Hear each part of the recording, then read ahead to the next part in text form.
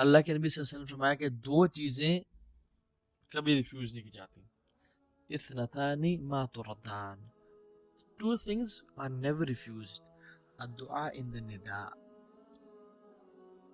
پہلی چیز اذان کے وقت دعا کرنا، اللہ اکبر. اور دوسری ہے جب بارش ہو رہی ہو. میں اور آپ ہماری زندگیوں میں کم از کم 5 ٹائم تو اذان ہوتی ہے نا. اور ماشاءاللہ ہم تو مسلم ملک میں رہتے ہیں تو کتنی اذانیں ہو رہی ہوتی ہیں الحمدللہ. تو جب اذان ہو رہی ہو اس ٹائم دعا کرنا. اور میں اور آپ کتنے غفلت سے اس اذان کو سن رہے ہوتے ہیں اور نہ تو اس کا جواب دیتے ہیں اور نہ اس ٹائم دعا کرتے ہیں. یہ صحیح جامع کی آتھینٹک حدیث ہے 3078.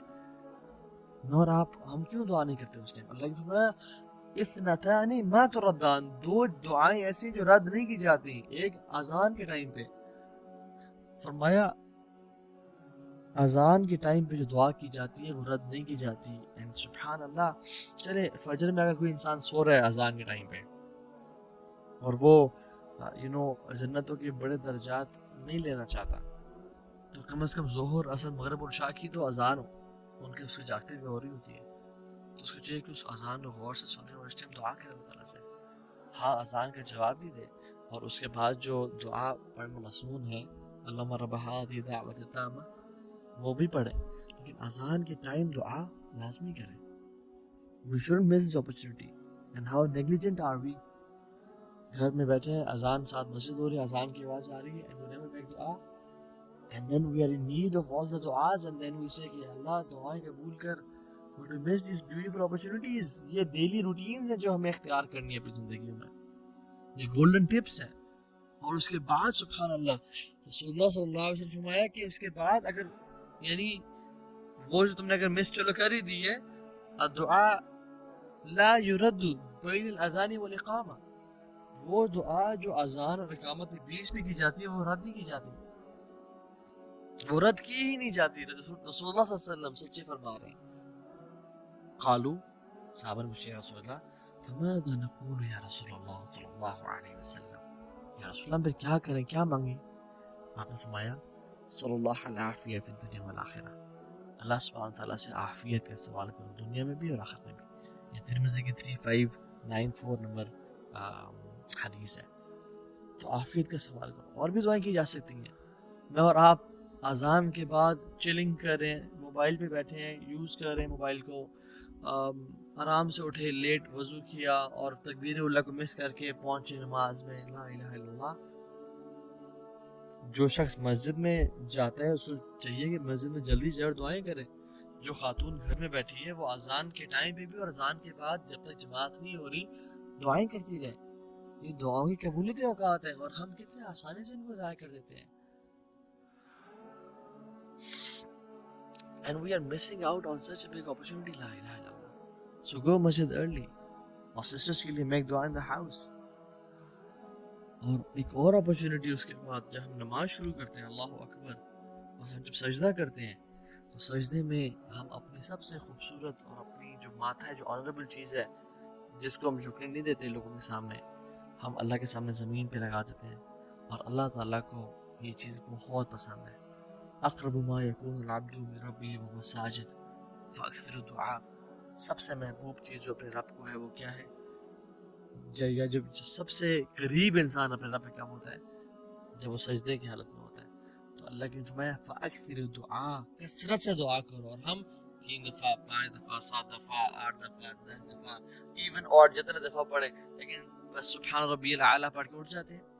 یہ صحیح مسلم کی 482 نمبر حدیث ہے. ہمیں چاہیے کہ ہم کثرت سے دعائیں کریں چاہے وہ قرآنک دعائیں ہیں یا وہ احادیث میں آتی ہیں. قرآن پڑھنے سے منع کیا گیا لیکن قرآنک دعائیں ہم کر سکتے ہیں. شیخ السمین رحمہ اللہ کا فتویٰ ہے. تو دعا کر یا مقلب القلوب ثبت قلبی علی دینے کی. یا اللہ میرے گناہوں کو معاف کر دے. اللہ مغفر لی. جتنی بھی دعائیں ہیں عربی میں انسان مانگے تو کثرت سے دعائیں مانگے. اور ایک اور حدیث ابو امامہ بالی نے رضی اللہ تعالیٰ عنہ رسول اللہ پوچھا رسول اللہ صلی اللہ علیہ وسلم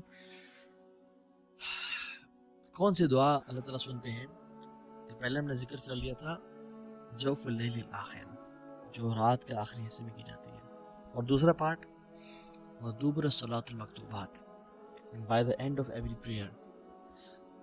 दुबर का लफ्ज जब भी आता है तो जब नमाज के बारे में आया है और दुआ के बारे में ख़ास तौर पे, तो मैं पूरे इस डिस्कशन को समराइज कर रहा हूँ और वो शेख उसैमीन के फतवे से बता रहा हूँ कि जब भी दुबर सलात का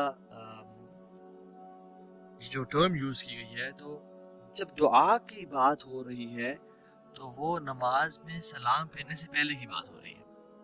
और जब अज़कार की बात हो रही है, जैसे अल्लाह के नबी सल्लल्लाहु अलैहि वसल्लम ने अपने एक सहाबी रसूल को, मुआज़ बिन जबल को फरमाया कि मैं तुमसे बड़ी मोहब्बत करता हूँ, तो तुम फी दुब्र सलात यानी नमाज के आखिर में ये पढ़ा करो, अल्लाहुम्मा अइन्नी अला ज़िक्रिका व शुक्रिका व हुस्नि इबादतिक।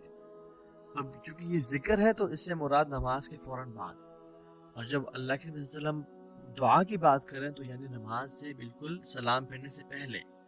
ये शेख उसैमीन ने इस पूरी डिस्कशन को समराइज किया रहमहुल्लाह, क्योंकि कुरान में भी आता है ना कि फ़ायदा क़ज़यतुमुस्सलाह फ़ज़्कुरुल्लाह, जब तुम नमाज खत्म कर तो अल्लाह का जिक्र करो, जिक्र इज़ आफ्टर सलाह। और बहुत सारे अज़कार में दुआएं भी हैं डेफिनेटली, ठीक है। सो कहने का मतलब ये है कि द आयरनी इज़ एंड जो अजीब बात है वो ये है कि हम जो तशहुद में का आखिरी हिस्सा है उसमें हम बस एक दुआ पढ़ के सलाम फेर देते हैं। We are missing a lot on this opportunity. रसूलुल्लाह सल्लल्लाहु अलैहि वसल्लम ने फरमाया कि इस वक्त में जो तुम्हें दुआ पसंद आती है तुम वो करो। आम तौर पे हमारे ट्रेंड बना हुआ है कि हम वो दुआ जो है रब्बि जअलनी मुक़ीमस्सलाति व मिन ज़ुर्रियती, ये कर सकते हैं, लेकिन और भी तो मांगे। अल्लाह के नबी ने फरमाया कि 4 चीज़ों से पनाह मांगो, क़ब्र के अज़ाब से, मौत के अज़ाब यानी ज़िंदगी मौत के अज़ाब से, जहन्नम के अज़ाब से, दज्जाल के फितने से पनाह मांगो। इस तरह की जितनी दुआएं आप कर सकते हैं कह रहे हैं, जो दुआ चाहते हैं आप सलाम फेरने से पहले करें। और हमारे सब कॉन्टिनेंट में एक अजीब सी बात आयरनी ये है कि सलाम फेरने से पहले हम दुआ नहीं करते और सलाम फेरने के बाद इज्तिमाई सब लोग हाथ खड़े कर देते हैं, जो कि सहाबा कराम के दौर में नहीं हुआ करता था। इज्तिमाई दुआ हाथ खड़े करके कह रहे हैं, नहीं, वो दुआएं सलाम फेरने से पहले किया करते थे और सलाम फेरने के बाद अज़कार जिनमें कुछ दुआएं भी हैं, अल्लाहुम्मा अइन्नी अला ज़िक्रिका व शुक्रिका व हुस्नि इबादतिक, अल्लाहु अकबर, अस्तगफिरुल्लाह अस्तगफिरुल्लाह अस्तगफिरुल्लाह, अल्लाहुम्मा अंतस सलाम व मिनकस सलाम तबारकत या ज़ल जलाली वल इकराम, और आयतुल कुर्सी और बाकी अज़कार। This should be done before सलाम, और दुआएं करें कसरत से। और उसके बाद देखिए, अगर मैं आपसे सवाल पूछूं कि नमाज के बाद, नमाज के सलाम फेरने के फौरन बाद दुआ करना अफजल है, कुरान पढ़ना अफजल है, या अज़कार करना अफजल है, तो शायद आप इसे कहें यार कुरान पढ़ना अफजल है शायद।